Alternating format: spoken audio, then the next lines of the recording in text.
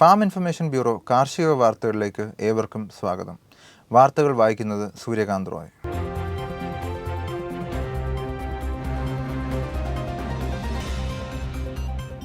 വെള്ളാനിക്കര പച്ചക്കറി ശാസ്ത്ര വിഭാഗത്തിൽ ബാക്ടീരിയ വാട്ടത്തിനെതിരെ പ്രതിരോധശേഷിയുള്ള ഹരിത വഴുതന തൈകൾ വിൽപ്പനയ്ക്കെത്തിയിട്ടുണ്ട്. ഒന്നിന് വില 2 രൂപ നിരക്കിൽ ലഭ്യമാണ്. സമയം വിൽപ്പന 9 AM തൊട്ട് 4 PM വരെ.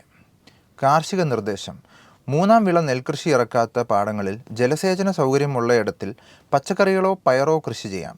പാടത്ത് പയറുവർഗ പച്ചില വിളച്ചെടികൾ വിതച്ച് ഉഴുതു ചേർത്താൽ അധിക ചെലവില്ലാതെ കർഷകർക്ക് ജൈവവളങ്ങൾ ലഭ്യമാകും. ജൈവവളം എന്നതിനു പുറമെ ചെടികൾ അന്തരീക്ഷ നൈട്രജനെ വലിച്ചെടുത്ത് മണ്ണിലെത്തിക്കുകയും ചെയ്യും. ഒട്ടുമാവ് തൈകൾ ആഴ്ചയിൽ 2 തവണ നനയ്ക്കേണ്ടത് അനിവാര്യമാണ്. മുതിർന്ന മാവുകൾക്ക് ആഴ്ചയിൽ 1 നനയെങ്കിലും ഉറപ്പുവരുത്തുക. ഈ മാസവും ചീര നടാം. നനയ്ക്കുവാനുള്ള സൗകര്യത്തിനായി ചാലുകളിലാണ്വേനിൽ ചീര നടേണ്ടത്. ചാലുകൾക്ക് 1 അടി വീതിയും 15 സെൻറ്റിമീറ്റർ ആഴവും ആകാം.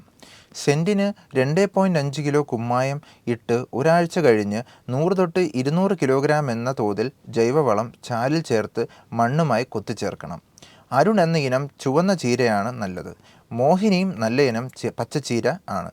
രേണുശ്രീ, കൃഷിശ്രീ എന്ന ഇനം ചീരകളും ലഭ്യമാണ്. തൈകൾക്ക് വൈകുന്നേരം നട്ട് നനയ്ക്കുക. പിടിച്ചു കിട്ടുന്നത് വരെ തണൽ നൽകുന്നത് നന്നായിരിക്കും. തൈകൾ നട്ട് തീരുന്നതോടെ സെൻറ്റിന് 200 gram urea, 100 gram rock phosphate, 330 gram muriate of potash എന്നിവ തൈകൾക്ക് ചുറ്റും വിതറി മണ്ണിൽ കൊത്തിച്ചേർക്കണം.